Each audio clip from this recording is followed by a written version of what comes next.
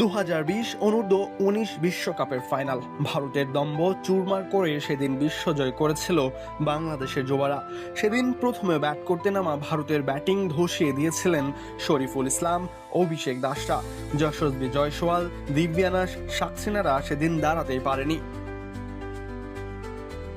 ফাইনালের প্রথম উইকেটটি নিয়েছিলেন নড়াইলের পেস বোলিং অলরাউন্ডার অভিষেক দাস। বিশ্বকাপ জয়ী সেই স্কোয়াডের প্রায় গোটা 10 ক্রিকেটার জাতীয় দলে ইতিমধ্যেই খেলে ফেললেও অনেকটাই যেন হারিয়ে যেতে বসেছিলেন অভিষেক। তাই তো প্রায় 5 বছর পর আবারও ক্রিকেটের মূল স্রোতে ফিরতে যাচ্ছেন বাংলাদেশকে বিশ্বকাপ জেতানো এই তরুণ অলরাউন্ডার।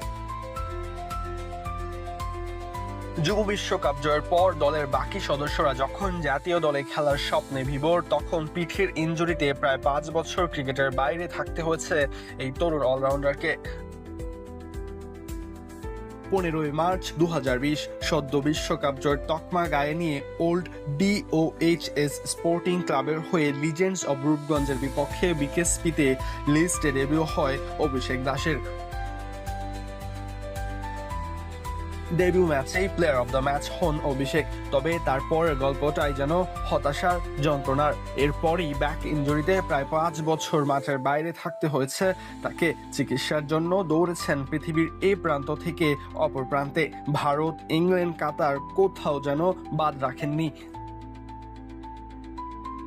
দীর্ঘ সময় ইনজুরির সাথে লড়াই করে অবশেষে চোট কাটিয়ে মাঠে ফেরার অপেক্ষায় আছেন অভিষেক দাস। বিসিবির দায়িত্বরত বোলিং কোচ তালহা জুবায়ের মনে করছেন অভিষেক সেরে উঠেছেন। আগামী মাসে হতে যাওয়া NCL T20 টুর্নামেন্ট দিয়ে মাঠে ফিরতে দেখা যাবে অভিষেককে। এখন সে 60% ইন্টেন্সিটিতে ছোট রান আপে বোলিং চালিয়েছে। এদিকে অভিষেক নিজেও মাঠে ফিরতে মুখিয়ে আছেন। তিনি বলেন, এই মুহূর্তে আমি কোনো ব্যথা অনুভব করছি না। আশা করি শীঘ্রই ম্যাচ খেলার জন্য ফিট হয়ে উঠব। সবকিছু ঠিকঠাক থাকলে বিসিবির মেডিকেল ছাড়পত্র পেলেই মাঠে নামতে দেখা যাবে অভিষেককে।